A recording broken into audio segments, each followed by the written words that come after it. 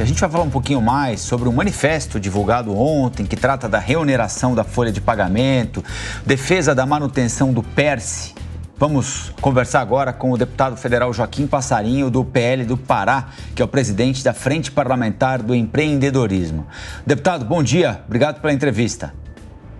Bom dia, Rafael. Bom dia a todos, a Jovem Pan. Deputado, ontem houve uma reunião do presidente do Senado, líderes do Senado com o ministro da Fazenda, Fernando Haddad, que admite agora a possibilidade de discutir esses assuntos via projeto de lei. Se isso de fato acontecer, é a melhor alternativa possível?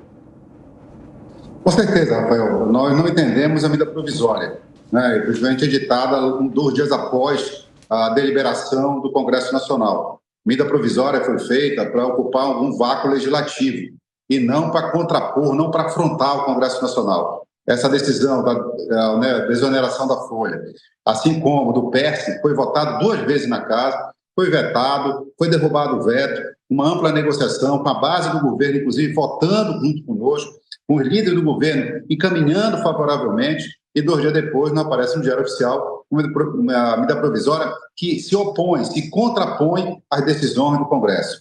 Vai lembrar aqui que quem faz lei é o Congresso Nacional e não é o Executivo. Agora, se ela vier em forma de projeto de lei para aperfeiçoar, nós estamos prontos a receber, a discutir, a debater, até porque, na pensamento de aperfeiçoar, na nossa opinião, nós teremos que aumentar os setores. Nossa ideia principal é que a gente possa desonerar a folha de pagamento para todos. Não há sentido cobrar imposto de quem emprega, principalmente num país com tantos desempregados. Logicamente, nós vamos ter um problema de previdência, precisamos sentar com o governo e resolver de que forma o governo tapará esse buraco. E nós precisamos trabalhar isso em conjunto. Por isso que o projeto de lei é importante, porque traz a sociedade para o debate, traz o Congresso para o debate, e não apenas uma visão arrecadatória do governo federal. Agora, deputado, o Congresso passou um recado muito claro para a sociedade ao aprovar a prorrogação da desoneração e ao derrubar o veto do presidente Lula.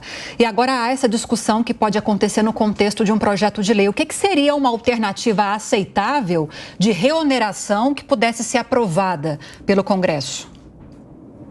Olha, eu vou insistir no nosso pensamento. Da Frente Parlamentar do Empreendedorismo, de boa parte do Congresso, a ideia é procurar com o governo uma solução para a Previdência e que a gente continue na desoneração da folha.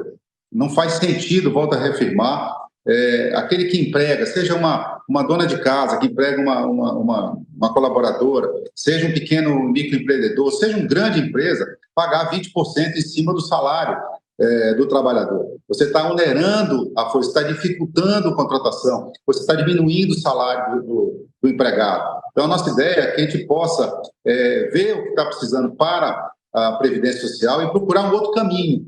Então, não seria a criação de nenhum imposto, mas a troca, não em cima da folha de pagamento, mas em cima de um outro objeto qualquer. Por isso que precisa muito ter um debate, trazer a academia, trazer o jornalista para discutir, trazer a população para debater, trazer quem emprega o trabalhador, se ele vai ser beneficiado. Esse é um debate que só pode acontecer sem essa pressa da medida provisória que tem eficácia imediata. Então, esse que nós não precisamos ter. Precisamos ter calma, tranquilidade e fazer a melhor lei para o Brasil. Deputado, o nosso analista de economia, Alan Gani, quer fazer uma pergunta para o senhor também. Alan. Deputado, o senhor defende a extensão da desoneração da folha para mais setores. Agora, como fazer isso garantindo a sustentabilidade das contas públicas, dada a realidade do país, que a gente tem um poder executivo bastante gastador e um Congresso Nacional também ávido por recursos, por emendas e por verbas? Por isso que nós temos que fazer ela com tranquilidade. Se fizermos isso com medida provisória, o prazo é muito exíguo e a medida provisória tem eficácia imediata. Por isso que nós defendemos um projeto de lei, para que ele possa ser debatido na casa e, junto com a sociedade, nós possamos achar uma forma de não dar esse rombo no custo da Previdência ou no caixa do governo. Nós não estamos aqui para inviabilizar o governo. Agora, não é justo que o trabalhador de carteira assinada, o trabalhador formal, sustente toda a Previdência. É justo que toda a sociedade sustente a Previdência. Então, precisamos achar uma outra forma de onde ajustar o caixa do governo para que esse rombo não fique. Entendemos a preocupação do governo, mas não pode ser feita de maneira como foi feita, sem discussão, sem debate, uma forma, na minha opinião, absurda, final do ano, editando uma medida provisória, em cima de projeto de lei. E, volto a dizer, é importante que a sociedade venha discutir. Se eu vou ter que tirar esse recurso de outra fonte, a sociedade tem que saber de onde ela vai dando essa fonte virar, se ela aceita isso, e o debate dentro do Congresso é importante para isso. Volto a dizer, não queremos viabilizar o governo. Pelo contrário, mais emprego, mais imposto, melhor para a economia. Deputado, agora o Cláudio Dantas tem uma pergunta também. Deputado, bom dia. O Fernando Haddad, ministro da Fazenda, disse ontem que vai encaminhar essa questão da reoneração num PL com urgência constitucional. Isso obriga que o Congresso tenha 45 dias para analisá-lo. Não é uma tentativa de impor mais uma vez a vontade do Executivo?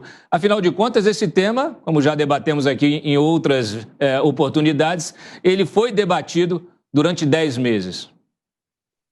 É aí que eu estou falando, o governo não pode continuar tentando impor sua vontade, né? Nós precisamos que o governo entenda que o Congresso Nacional debateu esse tema e o governo se omitiu durante o debate. O governo passou 10 meses e esse governo nunca apareceu lá para dizer o que queria. E, inclusive, volto a dizer, os votos vieram da base do governo. Então, nós temos esse problema da nação da fome como do PERSE. O PERSE é outro problema. Nós tivemos, talvez, o setor mais afetado durante a economia, durante a pandemia, e que ainda não voltou na sua plenitude. E muitos dos empresários de eventos tiveram despesas, tiveram financiamentos, tomaram dinheiro emprestado para poder se manter e estão ainda conseguindo pagar suas contas. Então, o governo tem que entender que quando a economia gira, você consegue arrecadar mais. Não podemos ficar com essa sanha que só quando preciso arrecadar, eu preciso cobrar mais. A nossa ideia é o contrário. Se você cobrar menos, se você aumentar a base de cobrança, você pode cobrar menos e arrecadar mais. Então, infelizmente, o governo continua tentando impor as suas vontades no Congresso e, dessa forma, eu acho que o governo vai ter muitas derrotas. Bom, queria agradecer a participação do deputado federal Joaquim Passarinho, presidente da Frente Parlamentar do Empreendedorismo, pela participação aqui no Jornal da Manhã de hoje. Bem-vindo sempre e um bom dia, deputado. Muito obrigado, Lívia. Obrigado a todos vocês.